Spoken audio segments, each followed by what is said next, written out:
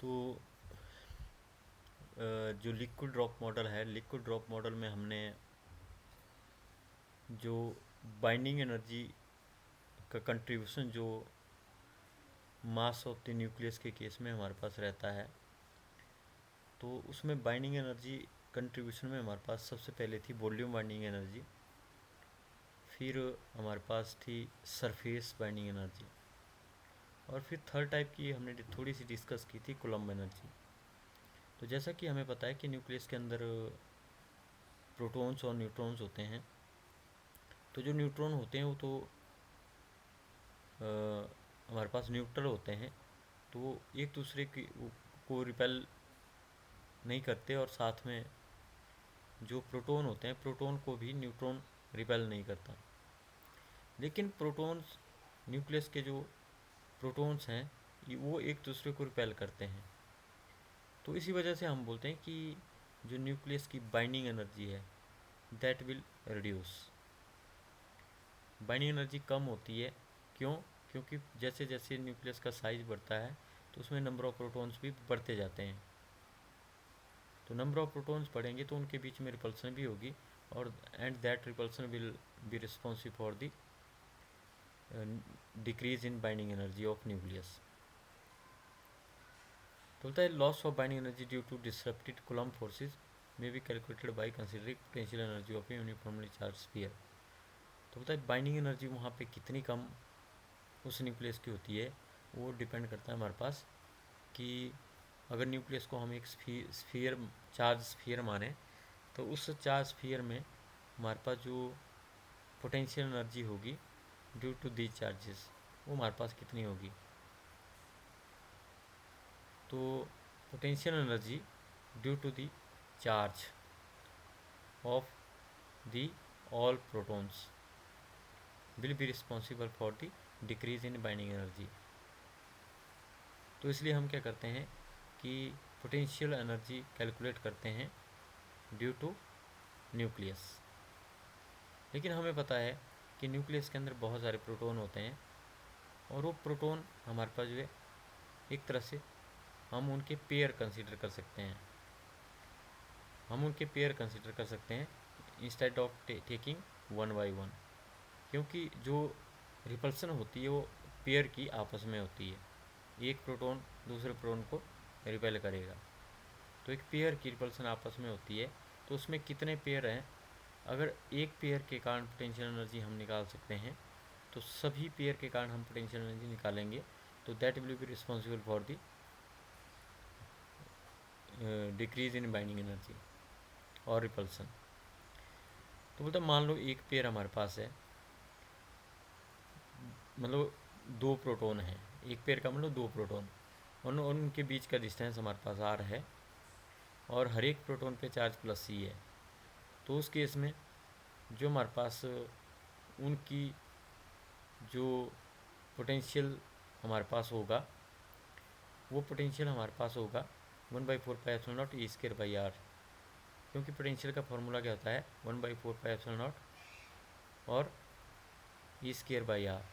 तो E² हमारे पास एक पेयर के कारण, तो एक पेयर पे हमारे पास कितना चार्ज होगा, दैट विल बी E×E, क्योंकि एक प्रोटॉन पे तो चार्ज E होगा, लेकिन एक पेयर पे E² हमारे पास होगा, इसलिए उस पेयर के कारण पोटेंशियल हमारे पास होगा 1/4πε0 E²/r।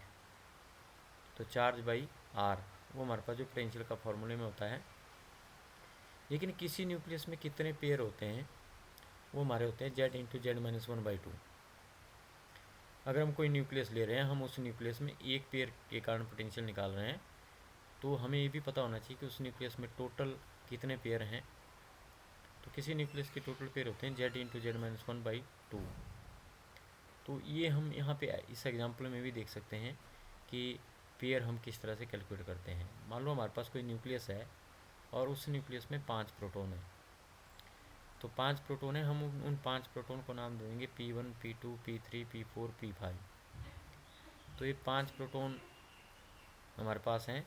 तो इनके पेयर अगर हम बनाएंगे तो पेयर कैसे बनेंगे, P1 P2 P1 P3 का बन जाएगा, P1 P4 का बन जाएगा, P1 P5 का बन जाएगा, उस तरह से P2 P1 का बन जाएगा, P2 P3 का, P2 P4 P2 P5, फिर P3 P4 P3 P5।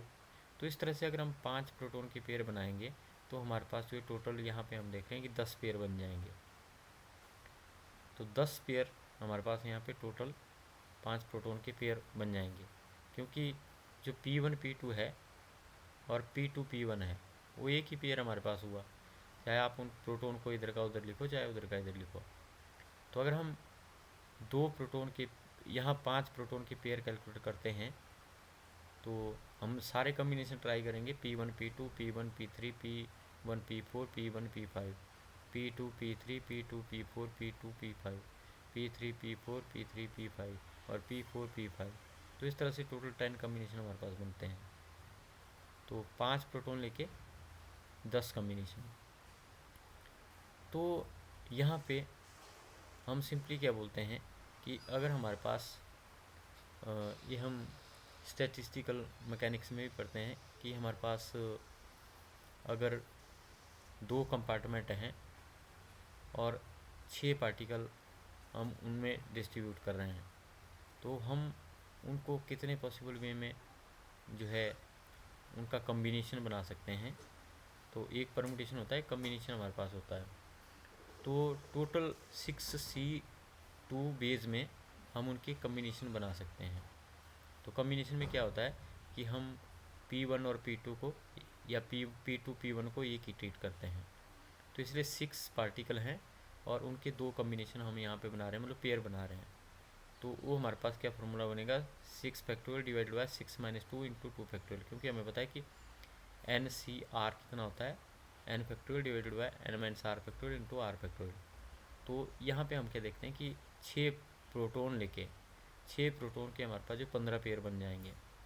तो ठीक इसी तरह से जो मैंने आपको एग्जांपल यहाँ पे दिया कि Z5 लेते हैं अगर, तो यहाँ पे 5C2 पेयर हमारे पास बनेंगे या 5 कम्बिनेशन हमारे पास बनेंगे। तो 5C2 हमारे पास यहाँ पे 5 factorial divided by 5 - 2 into 2 factorial. तो हमारे पास बन गया 5 फैक्टोरियल डिवाइडेड बाय 3 फैक्टोरियल। तो यहाँ पे 5 गुणा 4 बचेगा और यहाँ पे नीचे 2 है, तो 2 से 4 कैंसिल होके 5 इंटू 2 10 हमारे पास कम्बिनेशन बनेंगे।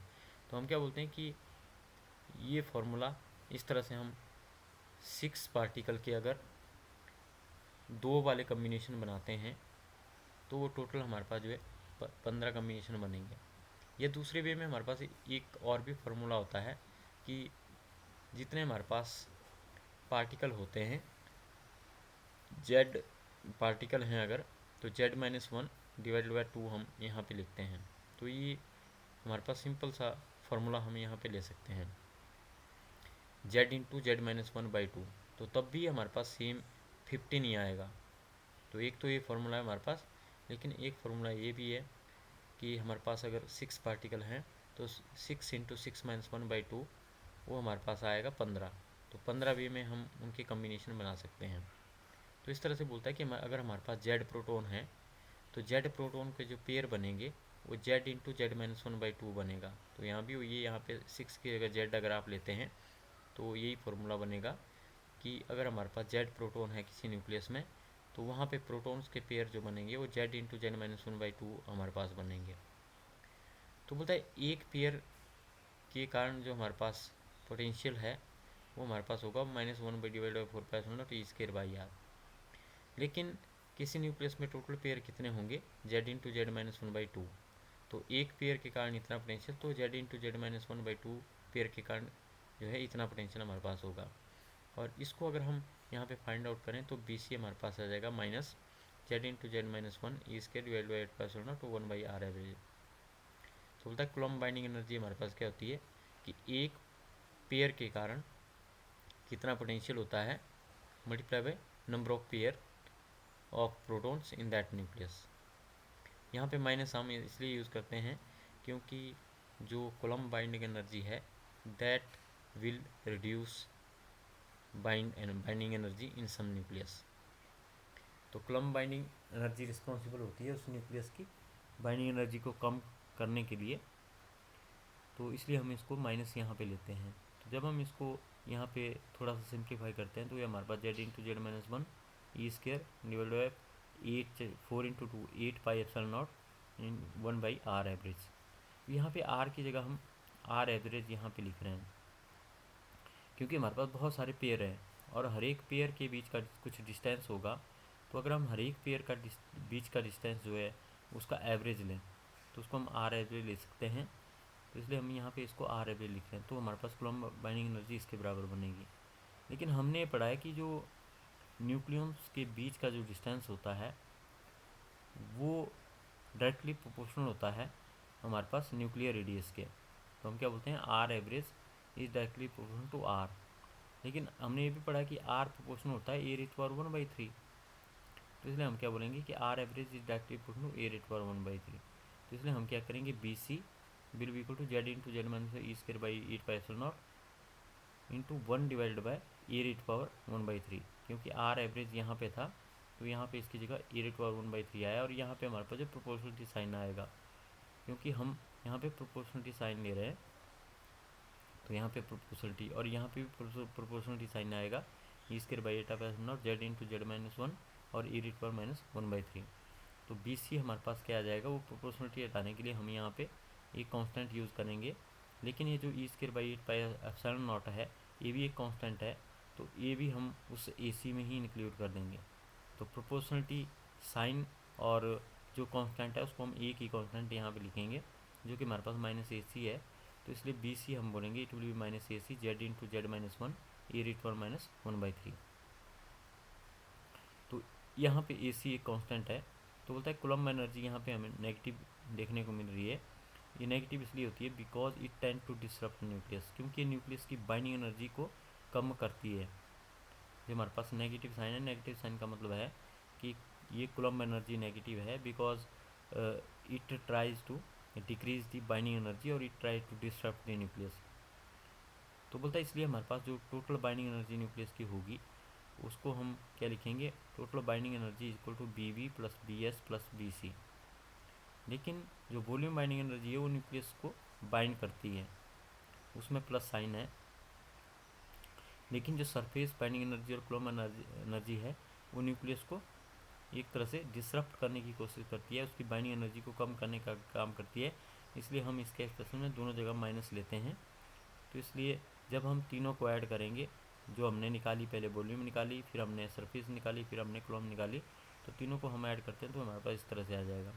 और बी को अगर हम आप ए से डिवाइड करोगे मतलब ये जो यहाँ पे इक्वेशन आई है इसकी दोनों साइड को अगर हम ए से डिवाइड करेंगे तो हमारे पास बाइंडिंग एनर्जी पर न्यूक्लियन हमारे पास आ जाएगी और इधर ए भी ही बचेगा क्योंकि ए से 8 कैंसिल हो जाएगा और यहाँ पे माइनस ए एस और ए रेट पावर 2/3 माइनस 1 बनेगा तो कि जो कि ए रेट पावर माइनस 1/3 है क्योंकि बटे में हम ये करेंगे और यहाँ भी बटे में ये करेंगे तो यहाँ पे ये हमारे पास बन जाएगा ए रेट पावर माइनस 4/3 क्योंकि ऊपर ए रेट पावर 1 जाएगा वो ए रेट पावर माइनस 1 बन जाएगा तो माइनस 1/3 वो हमारे पास माइनस 4/3 हमारे पास होगा।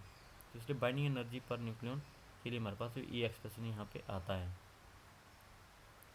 तो इसलिए तीनों टर्म बाइंडिंग एनर्जी के लिए रिस्पॉन्सिबल होती है वॉल्यूम बाइंडिंग एनर्जी भी सरफेस बाइंडिंग एनर्जी भी और कूलम्ब बाइंडिंग एनर्जी भी। तो बोलता है अगर हम इसका ग्राफ बनाएं कि हम क्या करें कि बाइंडिंग एनर्जी पर न्यूक्लियन वाई एक्सिस की साइड लें और जो बाकी है वो हम एक्स एक्सिस की साइड लें तो ये हमारे पास वॉल्यूम बाइंडिंग एनर्जी है जो पॉजिटिव है।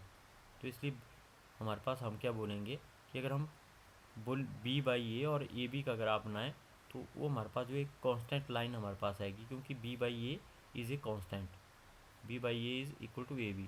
तो यहाँ पे हम क्या देखते हैं कि जो वॉल्यूम बाइंडिंग एनर्जी का ग्राफ है वो एक स्ट्रेट लाइन हमारे पास आएगा क्योंकि ये वाला डिस्टेंस अगर हम ए बी लेते हैं तो बी बाई ए इधर को लेते हैं तो B by A is equal to A B मतलब कि इतना अगर हम इसको लेते हैं और हमारे पास एक स्ट्रेट लाइन यहाँ पे आ जाती है। फिर हम प्लॉट करते हैं जो दूसरी वाली टर्म है बी बाइंडिंग एनर्जी पर न्यूक्लियन और A S A rate power 2/3।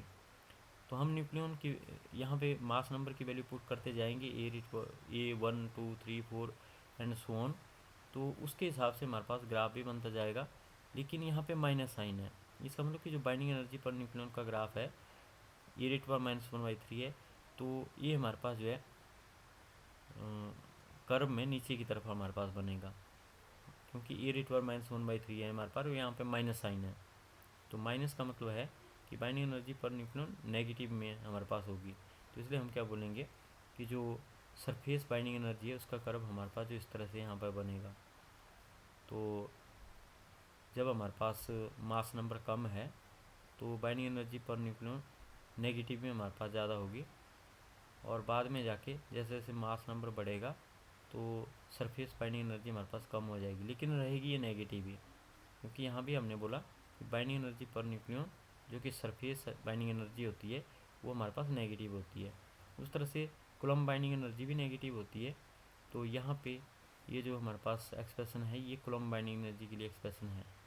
तो जब न्यूक्लियन हमारे पास जीरो होते हैं, मतलब ए की वैल्यू जीरो हम लेते हैं, तो उस केस में कोई भी रिपल्सन या अट्रैक्शन नहीं होती, तो हम क्या बोलते हैं कि वहाँ पे जो बाइंडिंग एनर्जी पर न्यूक्लियन है वो जीरो होगी। लेकिन जैसे जैसे नंबर ऑफ न्यूक्लियन बढ़ेंगे तो हमारे पास जो बाइंडिंग एनर्जी पर न्यूक्लियन है कूलम्ब बाइंडिंग एनर्जी वो हमारे पास जो है एक तरह से नेगेटिव सेंस में इंक्रीज होगी।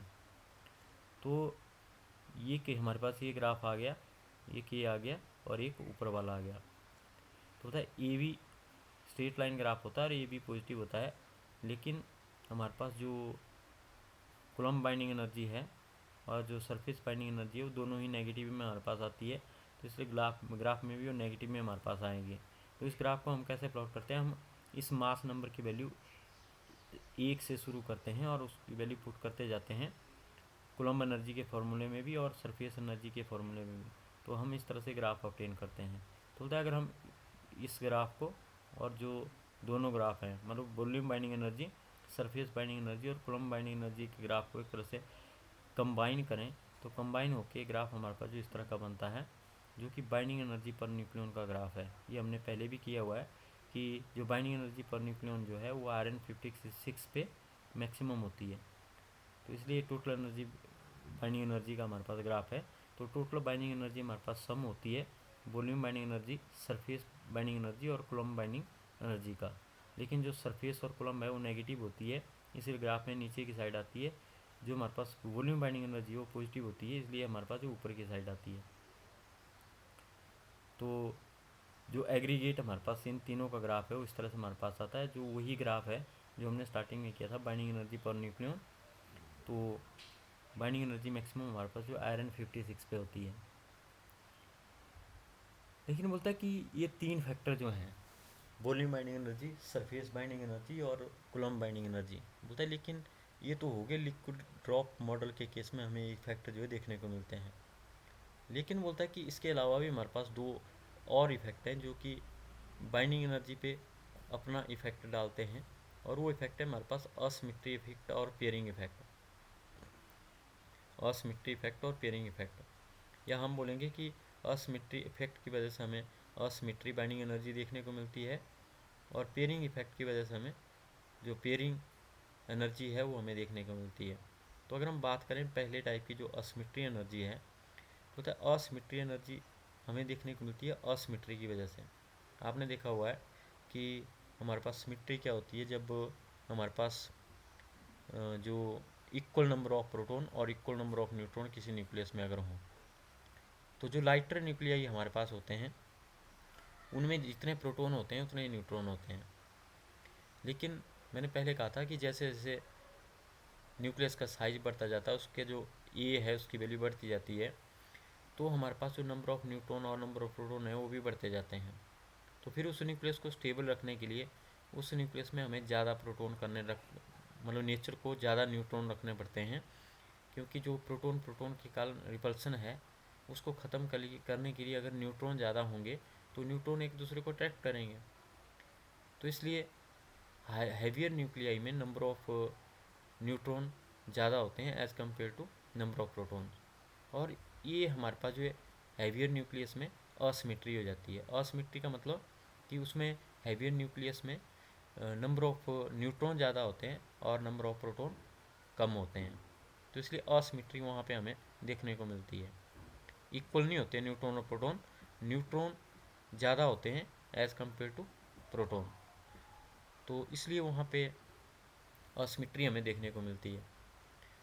तो हम क्या बोलते हैं कि but for heavy nuclei the number of neutron is more than number of protons, that is n is greater than z, the excess number of neutron n minus z give right to asymmetrical character and decreases the stability of the nucleus.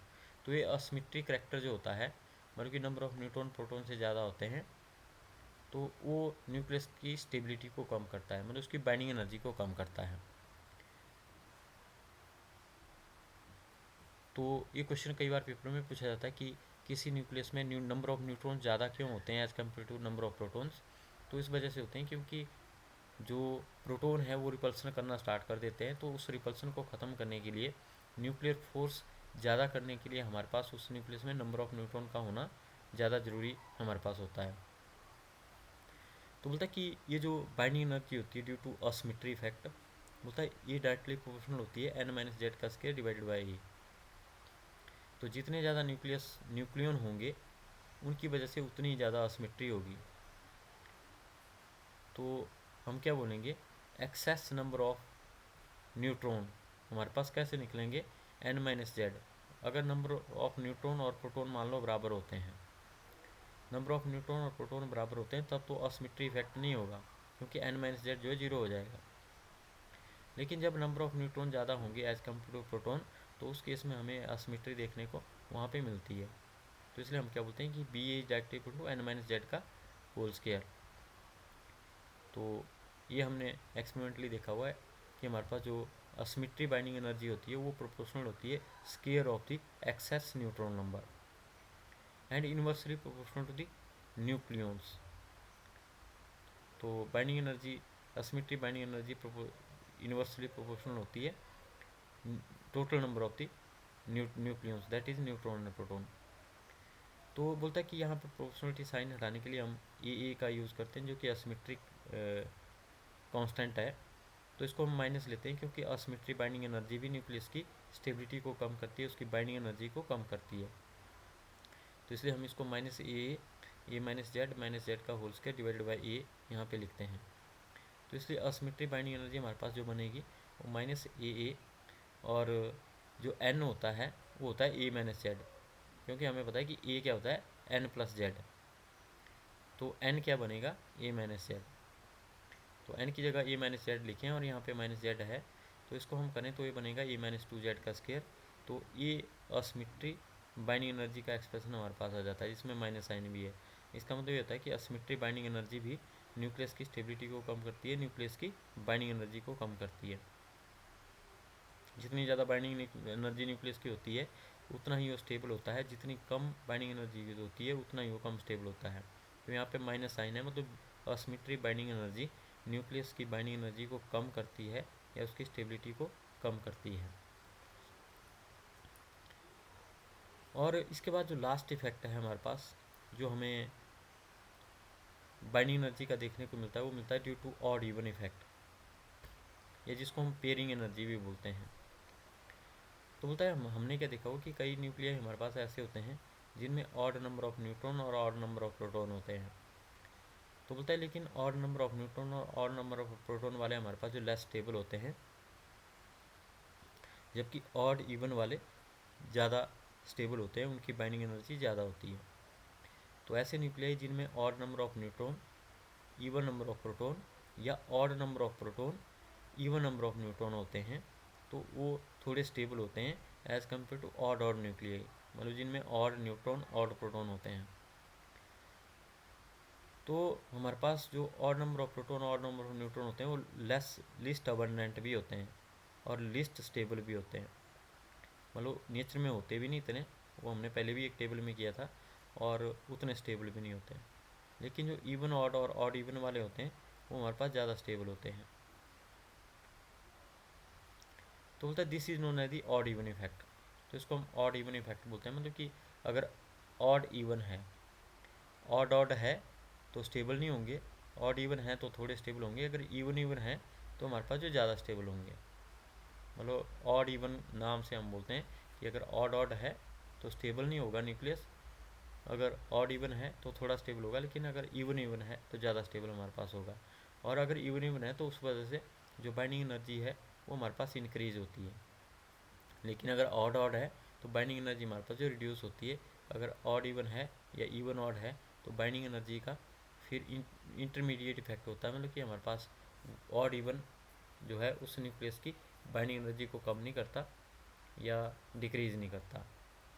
तो यहाँ पे हम इस table में देख सकते हैं कि ऐसे न्यूक्लियस जिनका मास नंबर इवन होता है, तो इवन कैसे हो सकता है, मास नंबर जेड भी इवन हो और एन भी इवन हो, क्योंकि ये क्या होता है जेड प्लस एन, जेड भी इवन हो एन भी इवन हो, तो तभी हमारे पास ए इवन होगा। और ऐसे केस में हमारे पास हम क्या बोलेंगे कि इवन इवन है दोनों, तो इस केस में पेयरिंग एनर्जी हमारे पास जो पॉजिटिव में हम उसको लेते हैं A delta divided by A rate power 3/2 3/4।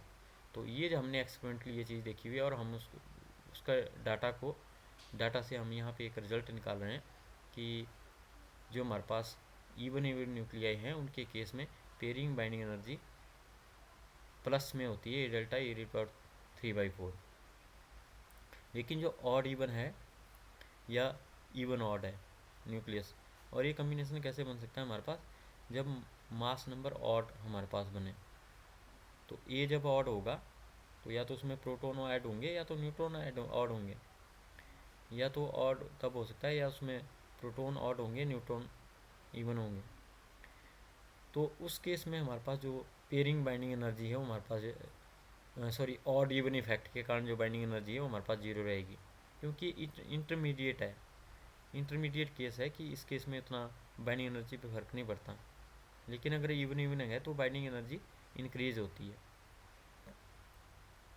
और थर्ड वन है हमारे पास, जब मास नंबर हमारे पास इवन है, तो इवन किस तरीके से हो सकता है, या तो ये पहला तरीका हमने किया कि जेड भी इवन है एन भी इवन है, लेकिन हमारे पास इवन कैसे बन सकता है कि दोनों ही ऑड हो, जैसे 1+1 दोनों ही ऑड होते हैं तो 2 बनता है इवन, और 3+3 वो हमारे पास ऑड होते हैं तो 6 बनता है इवन। तो अगर नंबर ऑफ प्रोटॉन और नंबर ऑफ न्यूट्रॉन हमारे पास दोनों ही ऑड हों तो उस केस में हमारे पास जो पेयरिंग बाइंडिंग एनर्जी है वो हमारे पास जो डिक्रीज होती है। तो हम क्या बोलते हैं कि ऑड ऑड जो ऑड ऑड न्यूक्लियन वाले न्यूक्लियाई हैं उनकी बाइंडिंग एनर्जी रिड्यूस होती है, लेकिन इवन इवन वाले जो न्यूक्लियाई हैं उनकी बाइंडिंग एनर्जी हमारे पास जो इंक्रीज होती है। लेकिन जो इवन ऑड और ऑड इवन वाले हैं उनकी बाइंडिंग एनर्जी पे हमारे पास जो है ऑड इवन इफेक्ट का कोई इफेक्ट नहीं पड़ता है। तो इसलिए हम इसको कंबाइन भी कर सकते हैं इस ऑड इवन वाले। तो हम क्या देखते हैं कि जो टोटल बाइंडिंग एनर्जी अब न्यूक्लियस की बनेगी वो हमारे पास बनेगी volume binding energy plus surface binding energy plus coulomb binding energy plus asymmetry binding energy plus pairing binding energy. तो सभी की वैल्यू अब हम यहाँ पे पुट करेंगे जो जो हमने फाइंड आउट किया है। बी भी था बी एस था -AS(e⁻²3) और बी सी था -AC Z(Z−1) e⁻⁻1/3 और बी ए असिमेट्री बाइंडिंग एनर्जी थी -A(A−2Z/A का होल स्क्वायर। और जो पेयरिंग बाइंडिंग एनर्जी थी वो थी हमारे पास +-0 A डेल्टा A⁻3/2। मतलब इसको हम 0 लेते हैं जब ऑड प्रोटॉन इवन न्यूट्रॉन या ऑड न्यूट्रॉन इवन प्रोटॉन होता है तो अब हम इसको 0 लेते हैं। लेकिन जब इवन इवन न्यूट्रॉन प्रोटॉन होते हैं तब हम इसको +A डेल्टा बाई A⁻3/4 लेते हैं। और जब हमारे पास ऑड प्रोटॉन और न्यूट्रॉन हो तब हम इसे -A delta divide by A⁻3/4 लेते हैं। तो तीनों ही कम्बिनेशन हमने यहाँ पे लिए हुए हैं जो हमने यहाँ इस टेबल में लिखे हुए हैं 1 2, तो तीनों ही कॉम्बिनेशन हमारे पास हैं। इकट्ठे हमने इसको प्लस माइनस की फॉर्म में यहाँ पे लिख दिया है। तो ये 0 भी हो सकते हैं, प्लस भी हो सकती है, माइनस भी हो सकती है, लेकिन किस पे डिपेंड है कि उसमें न्यूट्रॉन प्रोटॉन ऑड ऑड हैं, ऑड इवन है, इवन ऑड हैं या ऑड ऑड हैं,